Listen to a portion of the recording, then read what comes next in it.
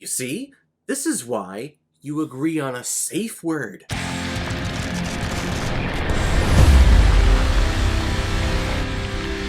Latex Rojo, or in English it is Red Latex, released in 2020 and is directed by Gerard Marco, who's also directed a short film by the name of Psalm 51. And this film is starring Alejandra Restegui, Fedra Duarte, Valeria Rowinski, Nestor Napolitano, Adrian Cabral, and Eugenia Mersantes. I took 2 years of Spanish in high school, and I've been dabbling in Duolingo to relearn at least what I learned from Spanish in high school. As you can tell, I have not gotten far. And I am reviewing this film because it was a screener sent over to me through gingernutsofhorror.com as a screener bundle from the film distribution company by the name of Jenga Films. And gingernutsofhorror.com, of course, all of you know that have been here on this channel for the past year, know that they are a great website where you can go to check out anything that is horror or thriller related, books, films, TV shows, video games, anything horror, and they cover interviews, they have just reviews on the products there, all on the website. Great people work for the website too. Go over and check them out if you haven't checked them out already. And this one in the bundle caught my eye because, well, let's face it, it's a film called Red Latex, and, you know, I'm always fascinated with sexuality and how people express themselves in that field. So I was expecting an interesting exploration into the world of dominatrixes, and the surrendering of yourself to someone in that world and in that culture. Did we get that here? In Red Latex, Eric, with his pregnant wife and living in their in-laws' house, leaves his family and escapes to a mansion of a dominatrix known as Mistress Geese to become her slave for the rest of his life. Eric hopes to achieve liberation with her, while the rest of his family struggles to bring him back to the house. And the whole world of BDSM, dominatrixes, whatever the plural version of that word is, the world of this is very fascinating. The surrendering of yourself to be tied up and to be, for lack of a better word, physically abused in some way, shape, or form. How that in your mind is liberating and is allowing you to be set free, at least in your mind. It's so very fascinating. And it's not just about having a sexual release, it's about establishing a connection with someone and allowing yourself to have just 150% trust in whoever is dominating you, basically. And I'm not talking from experience on that, this is just kind of my own perception of the world, so if I'm totally wrong on that and someone out there wants to correct me, please be polite and do so in the comments. And while you're at it, you can let me know what you thought of this movie and how it represented your culture, because I can only assume that it didn't do it justice. Because the whole build-up of this film, the whole climax of this movie, it's not about Eric discovering salvation in surrendering himself or reestablishing himself as dominant in his household if he wants to be that.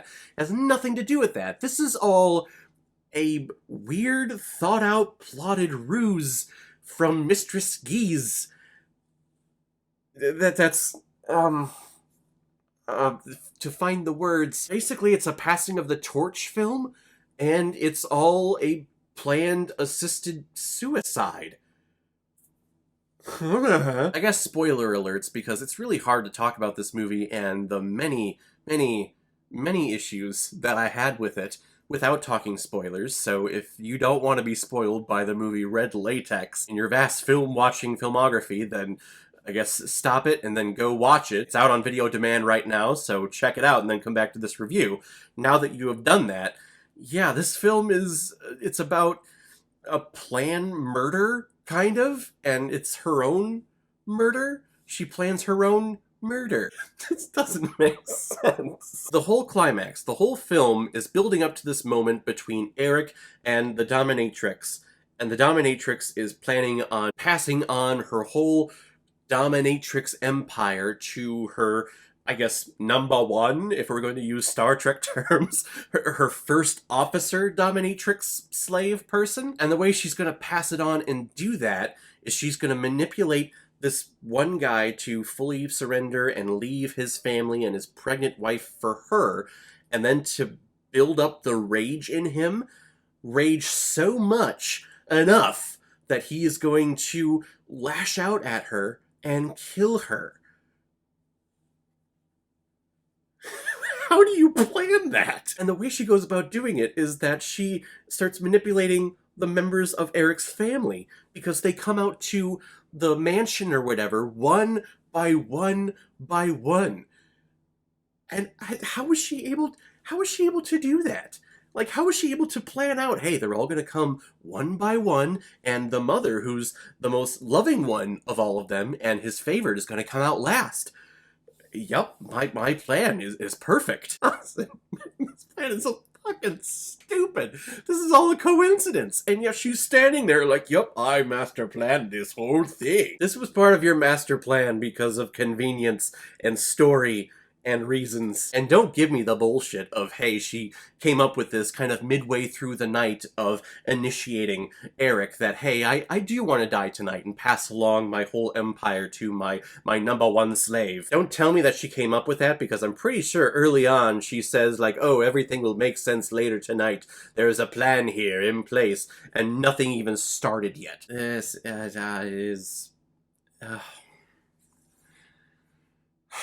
This is one of those movies where it's hard to talk about because there's just so many questions that I have, and it's not like fun, fascinating philosophical questions. It's just questions of who fucking approved this? Who wrote this down on a piece of paper and thought, hey, this is good, I'm gonna turn this in? And then who had the bright idea to take that piece of paper and read it and go, wow, this is great, let's do this, green light. I don't know. I do like the ideas behind this film.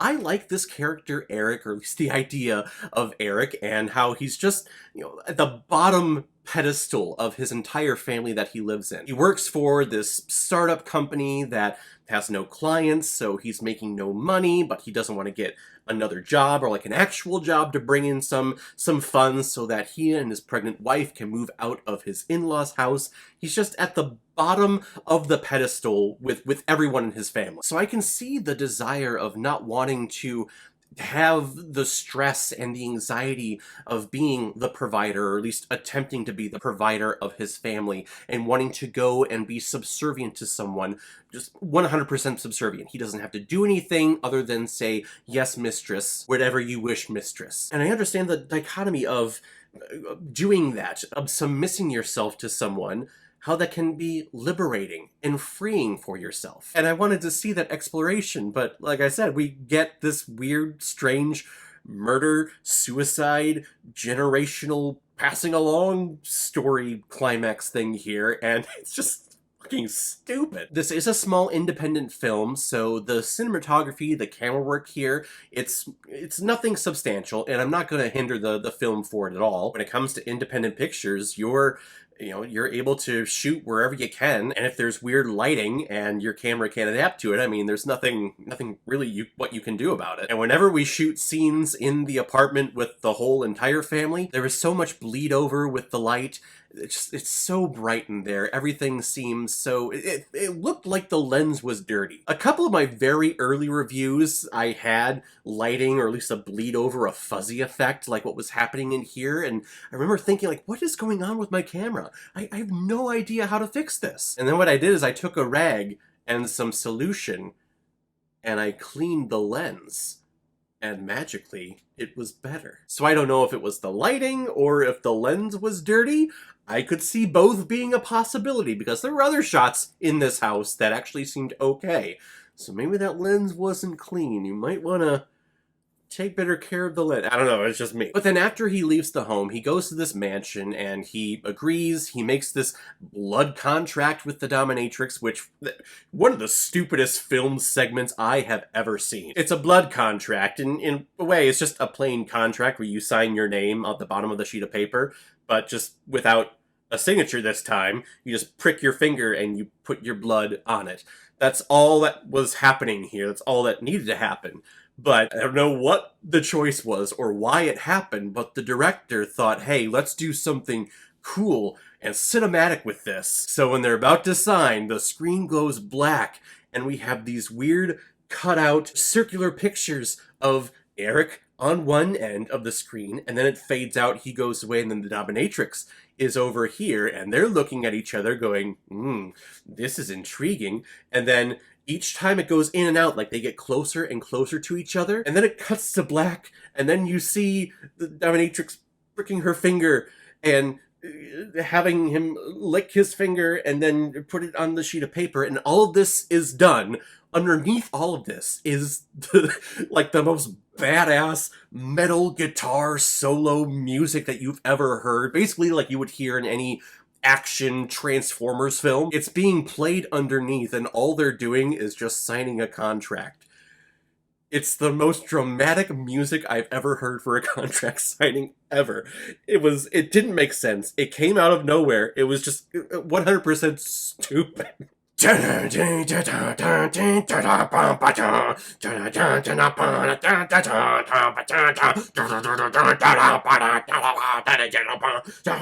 took a moment that usually takes like 10 seconds and turned it into like a 3-minute thing. And we also see this dramatic guitar music come back in the climax of this movie when Eric is running at the dominatrix and he pushes her in the pool, and that just looked, as corny as shit. And then he's choking her out in the pool, above the pool, killing her. But they're in a pool, and if he's trying to suffocate her, why not just grab her by the throat and not worry about squeezing tight? Just put her under the water. But instead he just decides to choke her above the water. These are the questions that I have when watching this movie. Why were you choking someone above water in a pool when the easiest thing you could do is just take them and put them under the water? I haven't even talked about the actual BDSM scenes, because there are a couple in here, and you don't see a lot of the whipping and a lot of the penetration. Actually, those scenes were done quite tastefully. I actually enjoyed those. Trust me, you don't see anything. It's not about the sexual act. It's about the whole culture, again, of BDSM. And I actually thought it was done quite well and very tasteful. But those are just like 2 small mini scenes in this whole burger that is just complete and utter shit. And he's slowly confronting each one of his family members that comes out to the mansion to try to convince him to come back. First it's his pregnant wife, then it's his father-in-law, his brother-in-law comes out each time, and then finally it's his mother-in-law, who he absolutely loves. And this all happens in one night, and not even just a whole night, like a couple of hours. And I'm thinking to myself, this dominatrix who lives out like in the boonies, does this family live in an apartment complex like next door? The brother drives out, watches where he goes, and it looks like in this remote area where there's no other houses or lights around, and then he drives back into the city to be with his family and to let them know what's going on, and then each one comes out. They drive out to this secluded area. Hey, you need to come back, and of course the answer is no, and then they drive all the way back.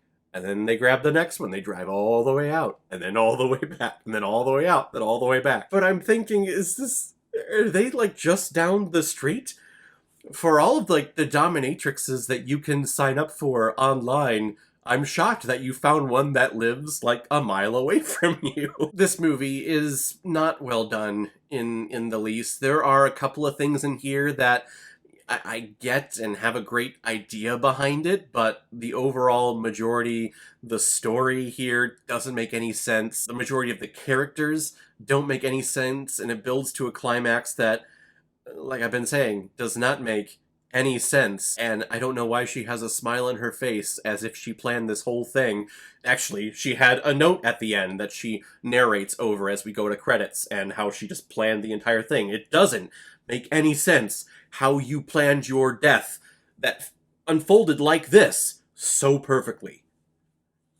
Unless you're freaking psychic, you can't do it. Basically, if you don't watch this movie, I don't think your life is going to be affected at all. I'm going to give Latex Rojo Red Latex 1 out of 5 Blu-rays. What? No! Alright guys, now comes my favorite part of my videos where I pick which movie I'm going to be watching next, and the next one is our final screener that we received from gingernutsofhorror.com this week that we'll be reviewing, a movie called The Skin Collector. And no, it's not Austin Powers Goldmember. This is a film actually called Skin Collector. He's like a serial killer that goes around and collects skin, I'm assuming. It looks pretty scary. The poster has a severed head in a jar. So, I would assume this is a horror film for this horror website. I hope it is. If not, I'm going to be submitting all of these reviews and they're going to be like, what is this? This is a horror website. We can't post this. Come on. We'll check it out next time and hopefully it's horror related. If any of you have recommendations of films that you want me to review on here, you can leave a recommendation below this video or go to my Facebook page, my Instagram, or my Twitter. Leave your recommendation there. And if I have access to it, I will watch, review it, and give you a shout on the channel. And if you want me to do your recommendation as quickly as I possibly can and bypass the whole random generator that I have here, you can make a PayPal donation on the main page of my YouTube channel. Any size donation will do, just attach your movie with the donation, and if I have access to it, I will watch it and publish my review of it as quickly as I possibly can. So guys, if you've seen Red Latex, what did you think about it? Or, if you've never seen it before and you stumbled across it because of this video, then comment below, let me know what you thought about it. And as always, if you like what you see here, if you like my take on movies, then hit the subscribe button and make sure you hit that bell. See you on the next time I'm releasing my next movie review. So guys, I will see you next time with my review of Skin Collector. So in the meantime, be well, be good to each other, and go watch a movie. Take care, guys.